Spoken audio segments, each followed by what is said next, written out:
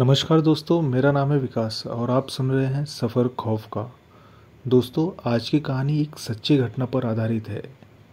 एक ऐसा स्वीट्स का शॉप जो रात को 12 बजे के बाद ही खुलता है, और ऐसा क्यों है और उस दुकान का क्या राज है।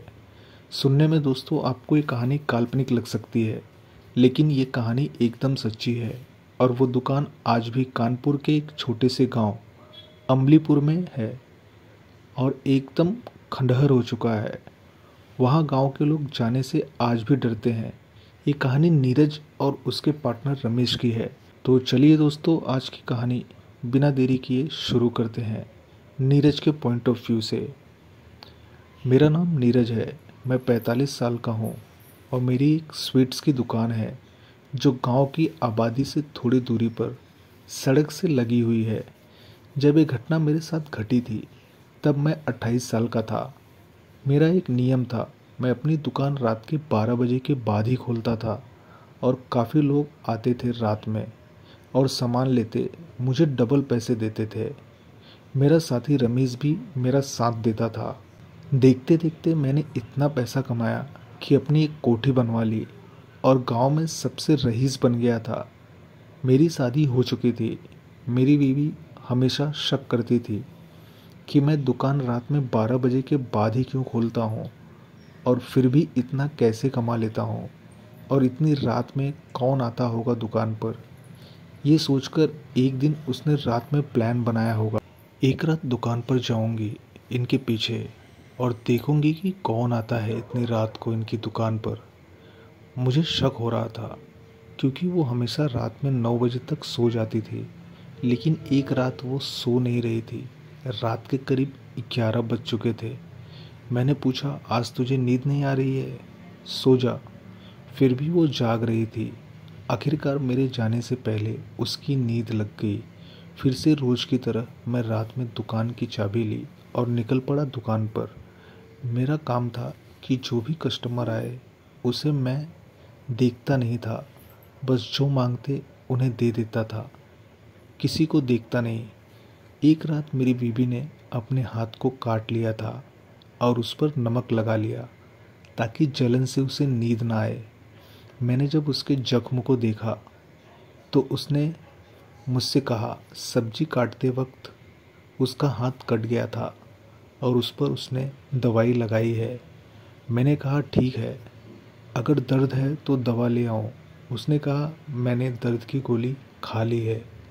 रात के करीब 9 बज रहे थे। हमने साथ में खाना खाया और वो हमेशा की तरह सो गई थी। रात के करीब 11:50 हो रहा था। मैं निकला दुकान पर। मेरे घर से 10 मिनट की दूरी पर मेरा दुकान था। पहुंचा और दुकान खोला। कस्टमर आना शुरू हो गए।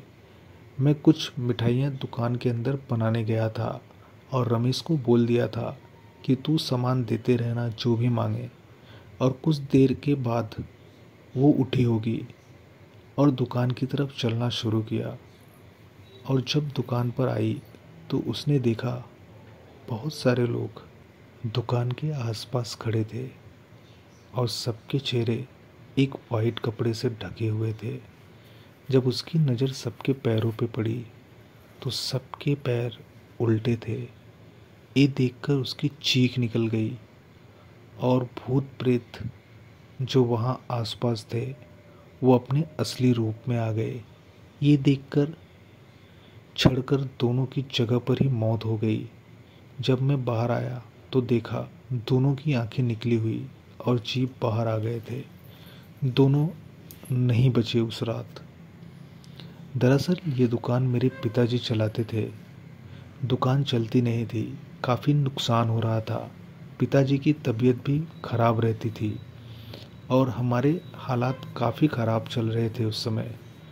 तभी उन्होंने तंत्र मंत्र से एक सिद्धि जगाई थी और दुकान 12 बजे के बाद खोलते थे। और उस सिद्धि प्राप्त होने के बाद दुकान तो अच्छी चलने लगी थी, लेकिन कुछ दिनों बाद ही उनका निधन हो गया। उनके मरने से पहले उन्होंने एक बात बताई थी, ये दुकान इंसानों के लिए मैं नहीं खोलता, ये दुकान भूत और प्रेत आत्माओं के लिए खोलता हूँ। बेटा, मेरे मरने के बाद ये दुकान तू संभालना, बस एक बात मेरी गांठ बांध कर रख लेना। जब दुकान खोलना और भूत प्रेत आत्माओं का आना शुरू होगा तो वो जो भी मांगे उन्हें बिना देखे दे देना बेटा। तब से ये दुकान मैं संभाल रहा हूँ। उन दोनों के गुजर जाने के बाद मैंने वो दुकान ही बंद कर दी। आज 22 साल हो गए हैं। वो दुकान आज एकदम खंडहर हो चुकी है। उनके जाने का दुख आज भी मुझे सताता है। तो दोस्तों, आज की कहानी कैसी लगी? उम्मीद करता हूँ आप लोगों को अच्छी लगी होगी। आप लोग को मेरी कहानी अच्छी लगी तो कृपया करके मेरे चैनल को लाइक, शेयर और सब्सक्राइब करना ना भूलना। फिर मिलते हैं ऐसी कहानी के साथ। तब तक के लिए जय हिंद।